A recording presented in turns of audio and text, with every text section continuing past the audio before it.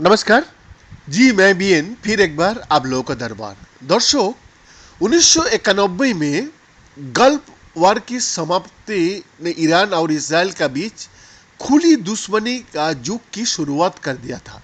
Soviet संघ का पतन और एकमात्र महाशक्ति के रूप में अमेरिका के उदय ने इस क्षेत्र को और अधिक पोलराइज कर दिया था।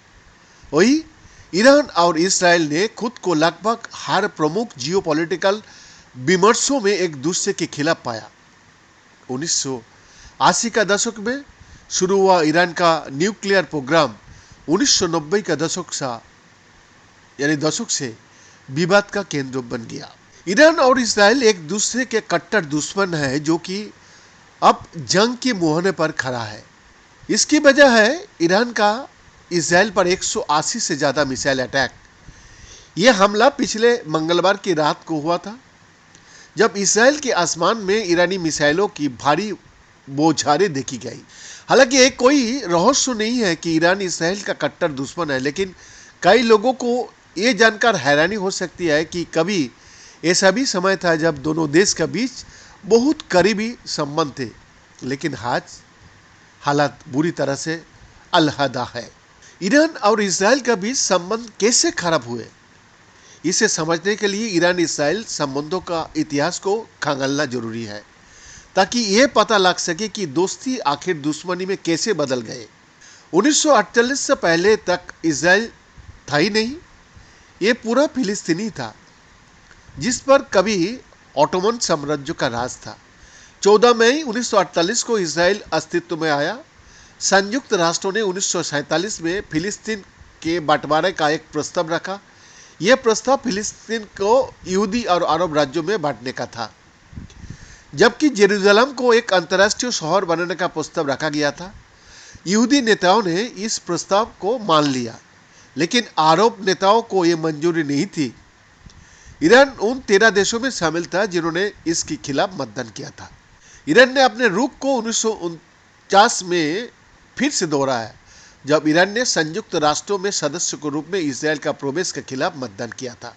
शुरुआती विरोध के बावजूद जियोपॉलिटिकल और रणनीतिक हितों ने जल्द ही ईरान और इसराइल का बीच एक सीक्रेट संबंध को जन्म दिया।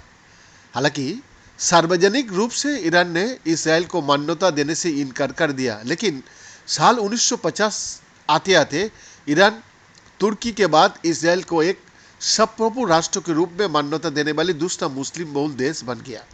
1953 में तख्तापलट के बाद ईरान में शाह का शासन की वापसी हुई। इसने ईरान इसराइल संबंधों में एक महत्वपूर्ण मोड़ दिया। मोहम्मद राजा शाह पहलेवी की सत्ता में वापसी के साथ ईरान और इसराइल ने एक घनिष्ठ और बहुआयामी गठबंधन बनाना शुरू कर दिया। ईरान ने आधिकारिक तौर पर 1950 में इसराइल को मान्यता दी थी। उस समय ईरान में पश्चिम एशिया में सबसे बड़ी यहूदी आबादी रहती थी। शाह पहलवी शासन ने इसराइल को एक सहयोगी के रूप में देखा। पारस्परिक लाभ से प्रेरित इस दोस्ती ने ईरान और इसराइल के बीच आर्थिक, सेना और खुफिया सहयोग को बढ़ावा दिया। उन्होंने कम्युनिस्ट यूएसएसआर को पश्चिम एशिया से बाहर रखने का साझा हितों के आधार पर एक करीबी रिश्ता भी डेवलप किया। क्योंकि दोनों पूंजीवादी अमेरिका द्वारा समर्थित थे, तत्कालीन इसराइल प्रधानमंत्री डेविड बेन गुरियन के नेतृत्व में ईरान को एक दोस्ताना जगह मिली। सऊदी अरब के दैनिक अरब न्यूज़ की एक रिपोर्ट के मुताबिक नवगठित यहूदी देश इसराइल ने अपनी तेल का 40% ईरान से हासिल किया और इसके बदले में हथियारों, तकनीकी और एग्रीकल्चर से जुड़ी चीज़ों का व्यापार भी किया।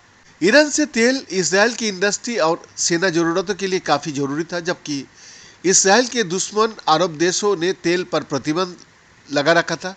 1968 में स्थापित इलाट अस्कोलोन पाइपलाइन कंपनी एक महत्वपूर्ण संयुक्त परियोजना थी, जिसने मिस्र के अधीन स्वेज नहर के दरकिनार करते हुए ईरानी तेल को इसराइल तक पहुंचाया। इसके बदले में इसराइल ने 1980 के दशक में इराक के खिलाफ युद्ध लड़ने के लिए ईरान को आधुनिक सेना उपकरण और हथियार प्रदान किए। टाइम्स ऑफ इसराइल में छपी एक रिपोर्ट के अनुसार ईरानियों ने इसराइल से high tech missile system, M40 anti tank gun, Uzi machine gun यानी कि सब मशीन गन और विमान इंजन भी इंपोर्ट किए। ईरान के शाह ने अपनी पड़ोसियों के खिलाफ सेना सफलता के कारण इसराइल की तारीफ भी की। फिर प्रोजेक्ट फ्लाईओवर आया, जो हाईटेक मिसाइल सिस्टम को संयुक्त रूप से डेवलप करने के लिए इसराइल ईरानी बेचैन था। इतना ही नहीं, पहलवी ने ईरान की सीक्रेट पुलिस सैबेक 1997 में CIA और मोसाद की सहायता से बनाई थी। बीएन का एक्सक्लूसिव रिपोर्ट।